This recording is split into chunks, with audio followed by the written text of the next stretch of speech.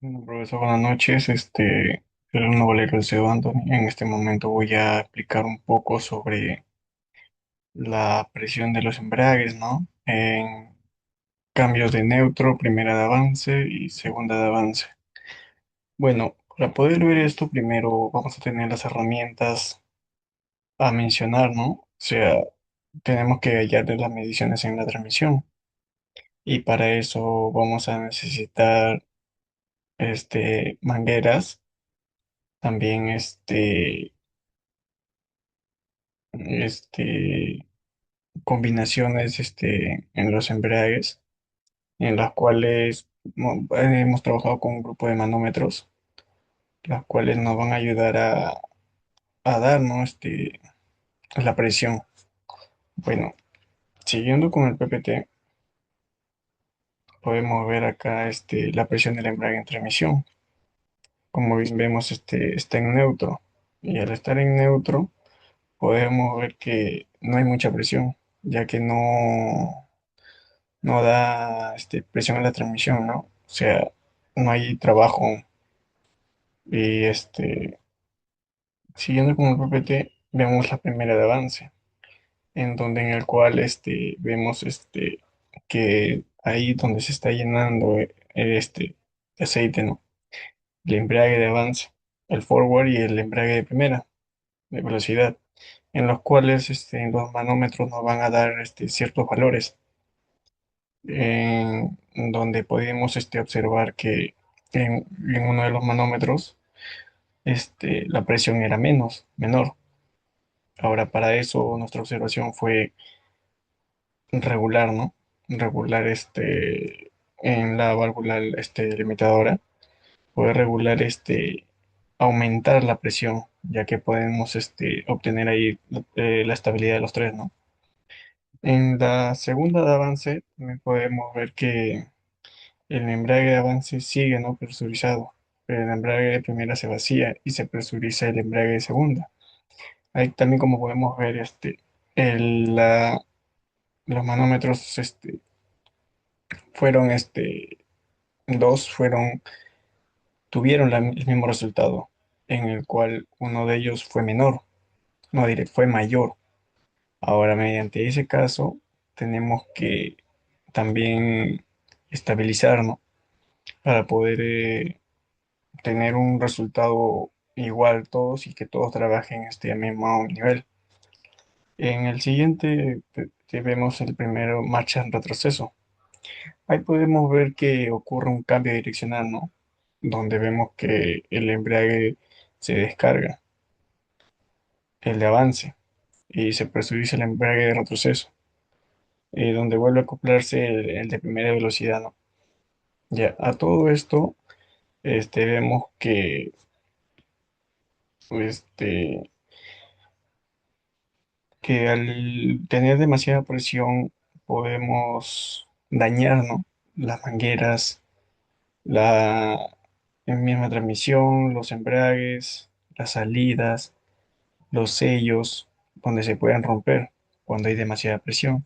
Y cuando hay menor presión podemos obtener que la máquina no trabaja al mismo nivel, ¿no? Y al no trabajar al mismo nivel, no ayuda en momento de trabajo. Para eso, por eso tenemos que tener una medida estable en el cual la máquina pueda dar un buen trabajo y no obtener muchas fallas, ¿no? Gracias a eso hemos trabajado con los manómetros para poder hallar todo eso. Si no, tendríamos una falla de la maquinaria, ¿no?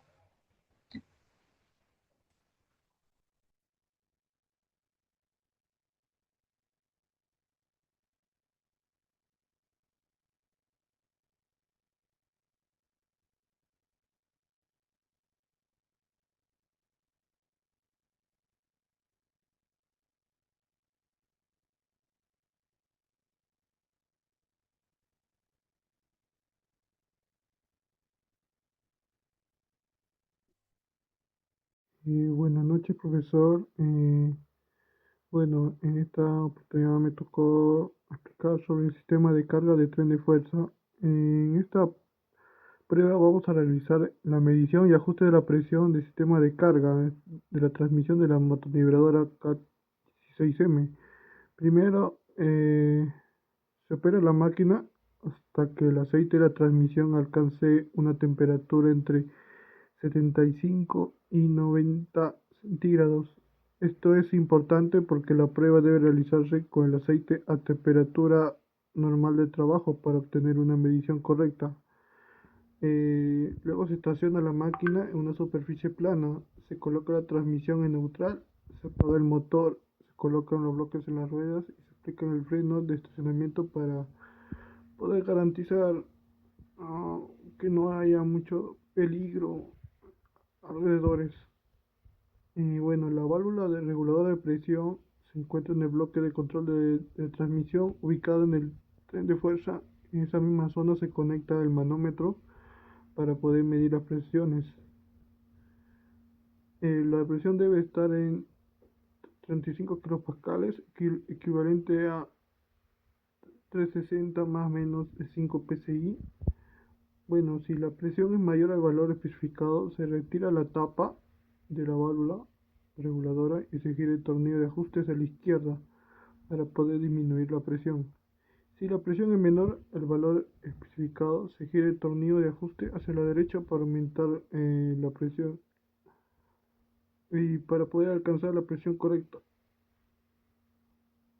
Por otra parte tenemos las mediciones de las RPM. En este caso nosotros hemos medido las RPM en nuestro ITCAT, ya que nos puede dar un valor exacto. En este caso hemos medido nuestras RPM del motor en nuestro ITCAT, en la cual hemos hecho la conexión al costado del asiento del operador en la parte inferior, en la parte de abajo de la parte izquierda.